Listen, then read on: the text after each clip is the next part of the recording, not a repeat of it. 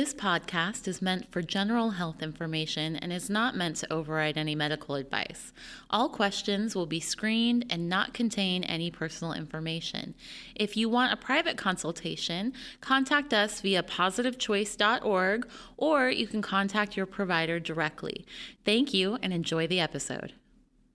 Hello, and welcome to the Positive Choice Wellness Podcast. My name is Melanie. I'm an exercise physiologist and nutritionist. And today we have someone new with us. Might that be? Woohoo! Hello, my name is Kimberly. I am a registered dietitian. Excited to be welcome. here. Welcome, Kimberly. It's so Thank exciting you. to have you. Thank you.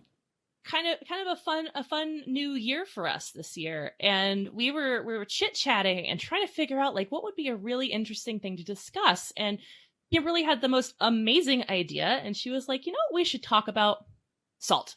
Because she's salty. I'm just kidding. But yeah, I thought that was a really fascinating conversation, and I am not a dietitian, so I'm all about learning about this kind of cool stuff. But yeah, before we get into that though, I feel like people should get to know you a little bit. Who are you? Yeah, such a good question. Deep question. My name is Kimberly, like I said, and I work at Positive Choice, of course, which is, you know, I'm biased, but the most fabulous place. And I love all things nutrition and got into it kind of more when I was an athlete in college and saw how it affected our body and performance and whatnot. And just kind of been studying it ever since, fell in love with it. And I do it just as much in my, personal life as I do in my professional life, and try to practice what I preach. You know what I'm saying? So I love all things health. I'm super hyped to chat about all the healthy things with you. Yay. Well, that's exciting. Well, welcome. It'll be really cool to have a perspective like this. This is really neat. So let's talk salt then, shall we? I want to get to know a little bit more about salt. Let's do it. So, what I was kind of curious about is what brought you to think about this discussion? Why are you interested in this? What's so cool about it? Yeah, I love that. I think the thing with salt for me is so much in our, nutrition realm of things. We have to think about the things that we're not quite getting in enough of. And salt is one of the things, kind of like sugar, you don't really have to try, and we have way too much of it. It's in so many things that are processed and packaged and dining out. It's just very commonplace in, especially the United States, where we eat a lot of those convenience type foods. So I think the concept to me is that, we're having a lot of it, and then we have to be aware of it. And why is that, something we should be aware of? And then being creative to come up with alternatives to still make our food tasty. So it's just an interesting topic to me because, typically there's like super sugary lovers and super salt lovers, and the sugary tends to get talked about a little bit more than the salt. So I think it's fun to delve into it a little bit. The other one. Is it really bad though? Is it really like an inherently bad thing to have? That's a good question. No, it is not an inherently bad thing to have. Nice. It is, right? It's the aggressive amount in which we consume it that makes it bad. Okay, I like that description. The aggressive amount. Okay. So as far as, with this overabundance of salt in our diets then, so I guess like if we were to have like a regular amount, what is it like? Let's just start with like the normal amount. What would that do for us? How much do we need? What's that going to do if we consume the correct amount? Not too much, you know what I mean? Like, what about that? Love that. So according to the American Heart Association, we're supposed to be having ideally about 1,500 milligrams of salt a day. We definitely consume more than that, and we can get into that a little bit. But what we need salt for is for nerve impulses. We need it for muscle contraction and relaxation. We need it for water balance in our body, mineral balance, that kind of thing. So it definitely serves a purpose in our body. Again, it's just that aggressive volume that makes it a different story a little bit. But about 1,500 milligrams a day, is what the American Heart Association says is like the goal, essentially. Interesting. I had heard it was I mean, obviously, this is what I was learned. It was 2,300 milligrams, not 1,500. I thought that was for people with hypertension, actually. Yeah, so that is true. And based on But you're some one of those research people, aren't you? Yeah. I know, I'm like, less is more. No. But yeah, I think I don't know. It just kind of seems to me like setting the standard at 2,300 people, we're okay with going a little bit over. And typically we're getting close to 1.5 times that amount, usually is the average. So I think we're going over a little, and we're a little extra generous. You know what I'm saying? So 2,300, if you're eating more than that, getting to 2,300 is a fabulous goal. Absolutely. Ideally on a more regular basis, we could be consuming a little bit less than that. And then of course, this varies depending on what you do as a lifestyle, right? So if someone's like a construction worker out in the sun all day, lifting heavy things and sweating, they're going to need more salt than someone who works a desk job and doesn't move at all, or someone with like some kind of cardiac condition. So it does vary based off of, lifestyle and things that we have going on too. So those are like very generic recommendations, basic. Okay. Yeah. Cause we both teach healthy balance. We both teach health education classes, as I stumble through that sentence. And the interesting thing I get a lot is these people who are a little like fearful of eating too much salt, but then they only count the salt they're adding, like in terms of a shaker or just grinding salt on their food, rather than, aren't there foods that are inherently salty as well, like naturally? Yeah, there are definitely foods that are naturally higher in salt than others, right? Usually it's more, as you can imagine, an animal-based product would be naturally higher in salt. But what I think is a fun fact is the CDC says that less than 30% of our salt for the whole entire day comes from what we add to food, which means more than 70% comes from other sources, typically are pre-processed and dining out foods. So that's interesting. I know, right? I find that kind of interesting too. I wouldn't have thought that. I wouldn't have thought that at all. Yeah. Well, but I guess a lot of people don't like cook at home quite as much, right? We do more convenience. That's so fair point. I mean, this day and age, we're kind of obsessed with eating out, dining out, all that fun stuff. Yeah. Quick I think back historically, long time ago. I think it was 2015, maybe. I was teaching a healthy balance class back when we used to do those potlucks back in the olden days. Oh. And someone brought in this dish, and it was the saltiest thing I ever put in my mouth. It was so bad. And I didn't say anything because I didn't want to be mean, but I was like, oh my gosh, this is why people have sodium issues. And you're telling me that's not the case. That was homemade. That was just a lot of salt. Yeah. True, oh my gosh. It's true. Okay. That's so funny. And when we're cooking, salt is one of those things too that you have to think about. You can't, you cook a lot of amazing food, but you can't take it out, right? You can always add more, but you can't remove it. So it's one of those you have to be careful with. Yeah, that's a fair point. So obviously when we're adding salt, not when we're adding salt, but when manufacturers are adding salt to their products, it's typically used as one of those like natural preservatives, right? One of the world's longest used preservatives ever next to fermentation. So salt's definitely something that can be beneficial in that way, keeping food safer longer. But obviously, it can be problematic. So what are some of the issues with consuming too much salt? Like, why would that be a problem? Yeah, I love that. So essentially, kind of what we talked about, one of sodium's main functions in our body is the balance of water. And essentially, when we are consuming aggressive amounts of salt, the body holds onto more water to help dilute it from our system. So basically what that does is that increases the volume of fluid, not only outside your cells, but like essentially the volume of your bloodstream. And when that volume is increased, that increases, as you can imagine, the workload on our heart. Our heart has a lot more effort, a lot more volume to pump around. And that causes things to stiffen over time. When we do that regularly over and over and over, causes things to stiffen, which then leads to things like high blood pressure, increased risk of like heart attack and stroke, that kind of thing. And they're finding more too that like excessive amounts of salt can be bad for bones as well. Like it's leaching calcium out of bones type of thing.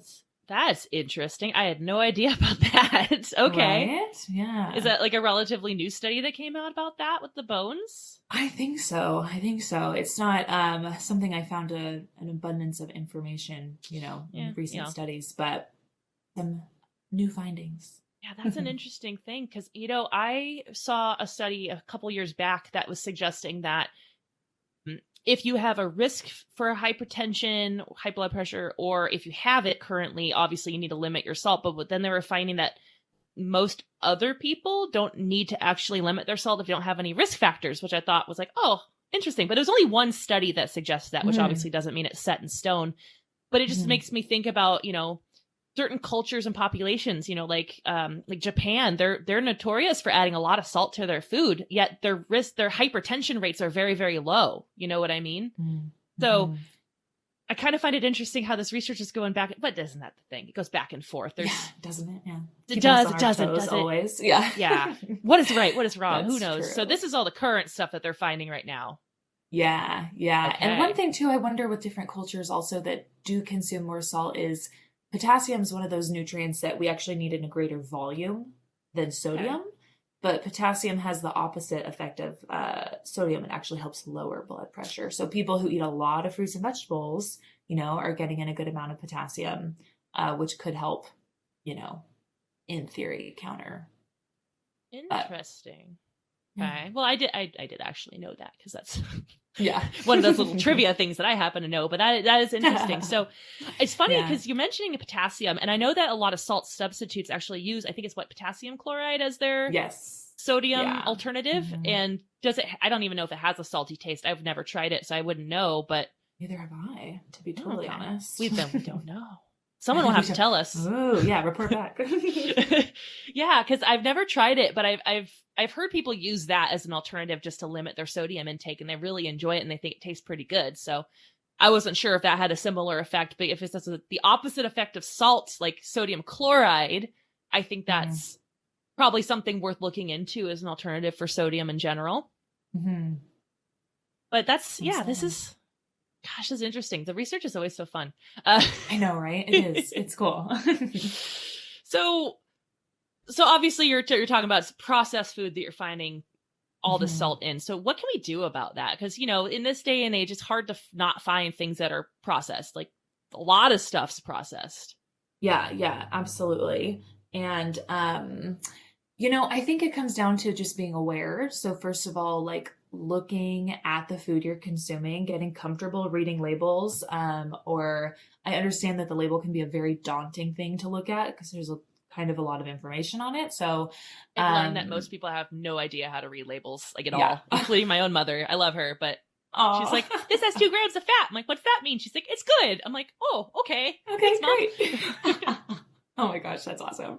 I love that. I know. I usually, when I teach people about reading the label, I usually try to get them to be like, okay, pick 1 or 2 things that you want to focus on, right? Usually I'm like, look at that ingredients list and then maybe pick a number or something. Mm-hmm. But try to get comfortable, like getting used to those numbers so it becomes a little more second nature to read them, and then start trying to read other pieces of the label, instead of like trying to find the utmost perfect label, because you'll be in the store for a long time if you do that. Yeah, exactly. You're gonna have to do a whole work day just in the grocery store. Yeah, that's fun.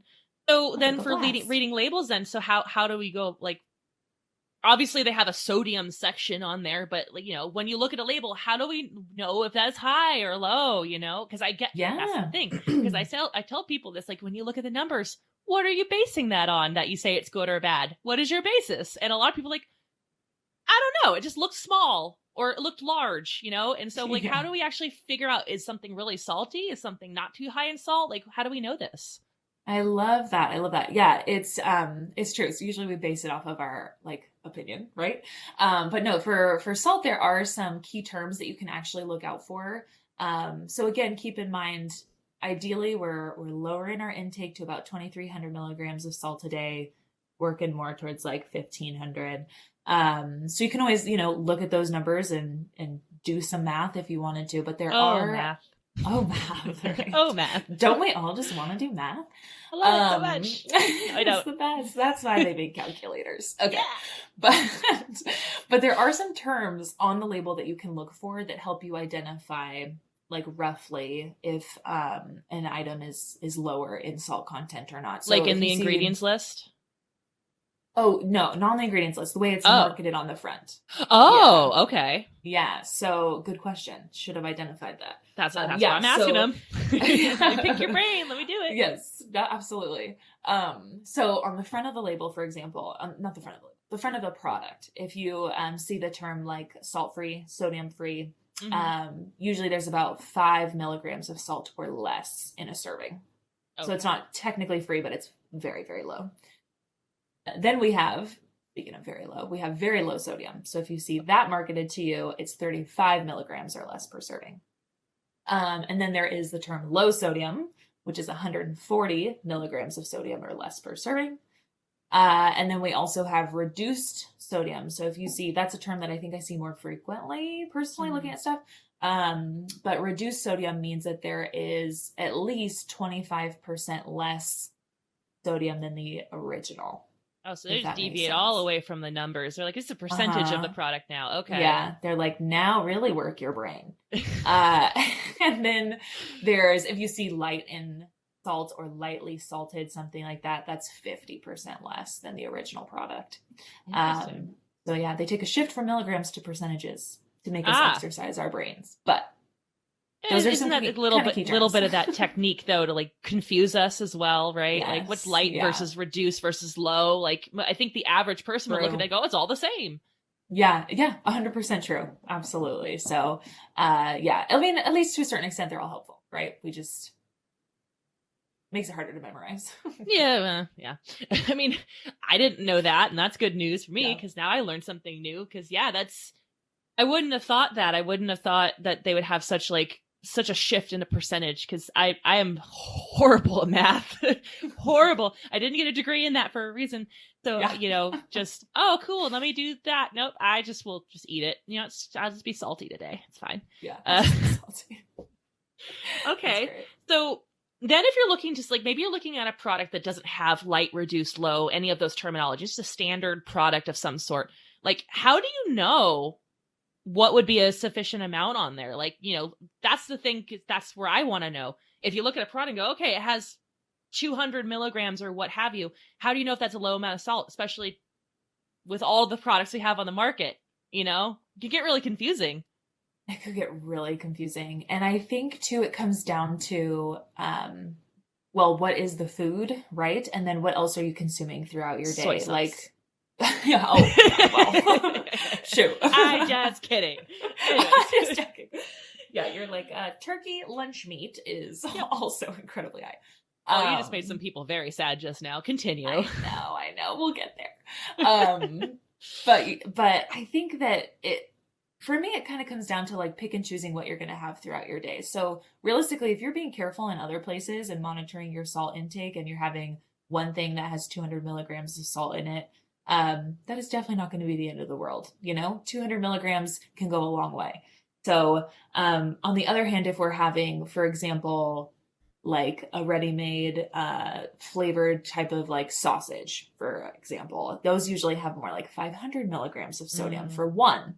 I've personally watched people I know and love eat more than one in a sitting. So We have all just seen that, I think, or done it I know, ourselves. right? One of the That's two. not like a rare, yeah. Oh yeah, guilty.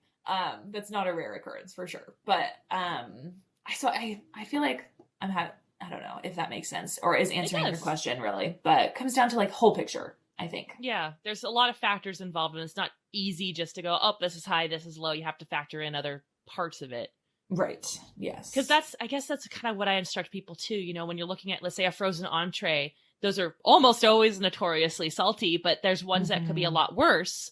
And, like anything like teriyaki or soy sauce based, those are heavily salted items typically. And, they're delicious, don't get me wrong. But yeah. unfortunately, they tend to be higher in the salt as well. And so that's where I'm like, well, you have to pick and choose your battles. Like, Yeah. what it's matters true. to you in that moment? So But as I'm just stating, there's a lot of different types of salts, right? Mm-hmm. Because we always think of salt as like table salt, like sodium chloride.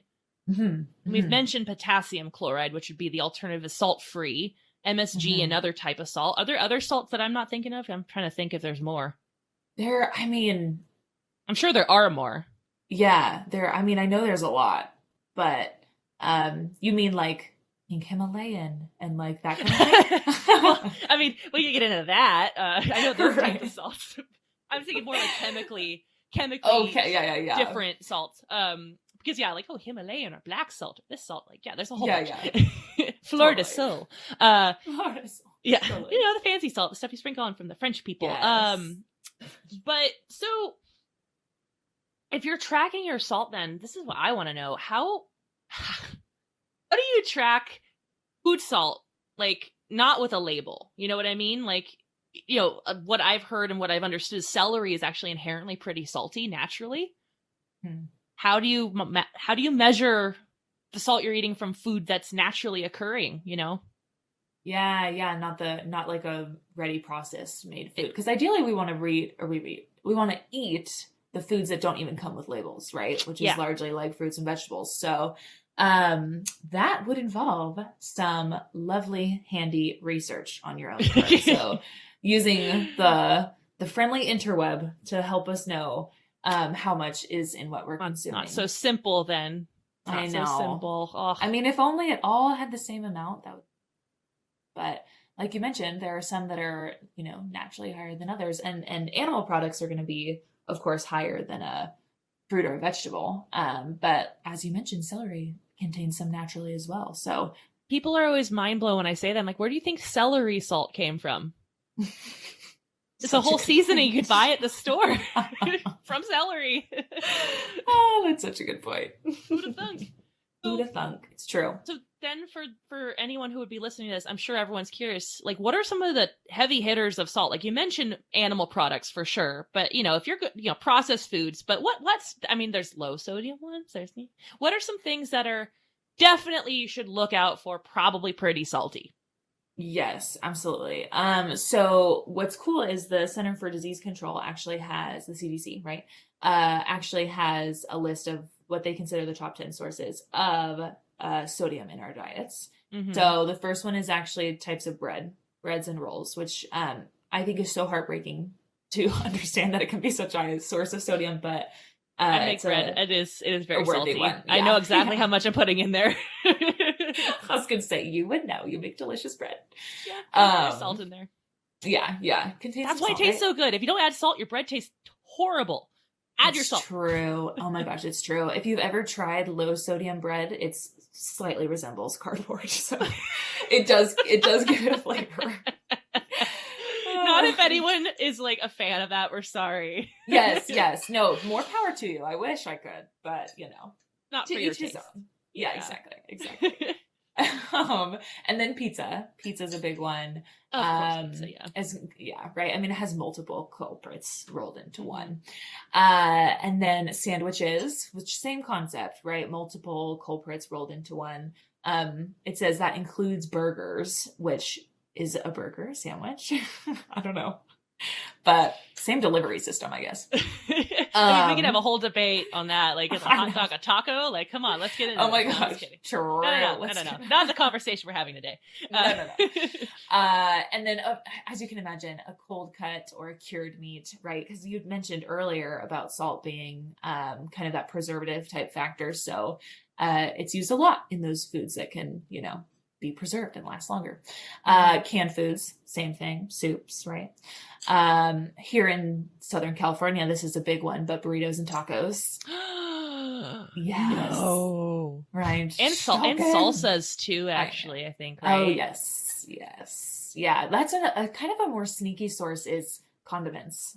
Typically we don't think about them quite as much. I mean, same with sugars, right? We don't think about them being high in sugars as well, but yeah, condiments can be a sneaky source. Savory snacks, right? So the grab and go, like popcorn, chips, pretzels, crackers, right? Those types of things. Jerky, huge one. Yeah, absolutely. And then things like chicken is naturally higher in salt. Cheese is naturally higher in salt. Um, yeah, grab and go items from the grocery store. All the convenient stuff is what I'm hearing. Yes. Yeah, the stuff that you have to do less with typically has more salt in it. The least amount of effort you put in is going to be saltier. Okay. Yeah. All right. All right. Exactly.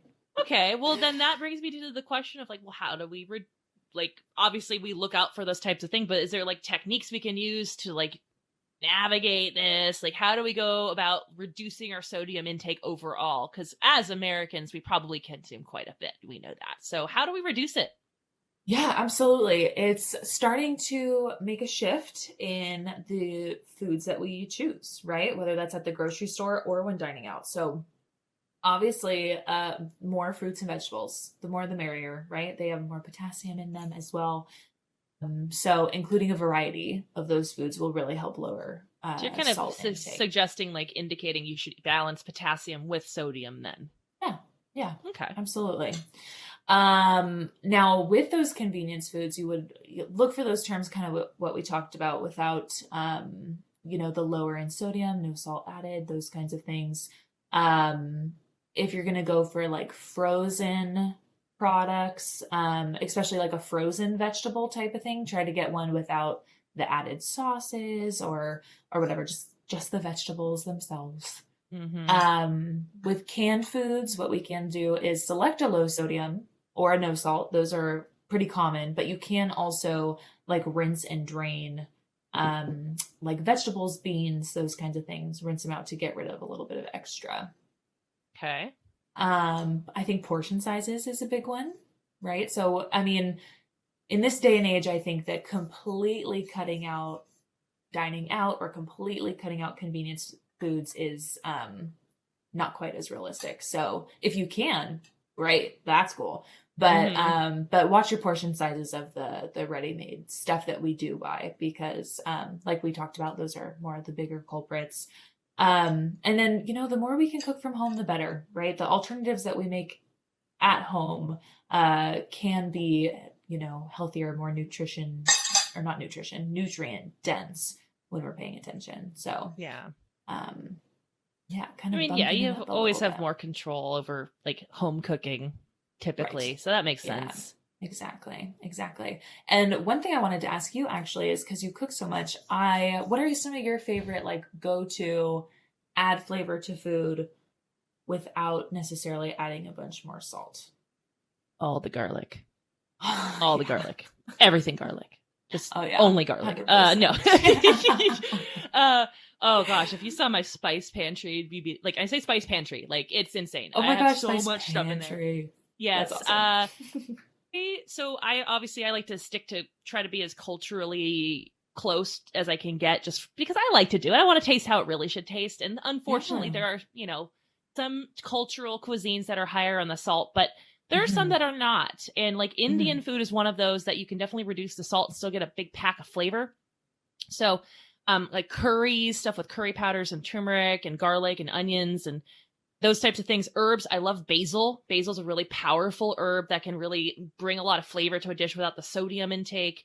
I like spicy. Spicy's another one.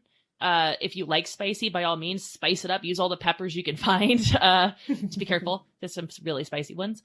And I try different means of preparing stuff as well, For example, one thing I really like is I've gotten really into roasting broccoli lately. And if you don't roast it, it's best. And I zest a lemon on it. And I squeeze the lemon juice and put like a little bit of olive oil on there for the flavor and some pepper. And I do a tiny bit of salt, but you don't have to, because and the garlic, of course, always garlic.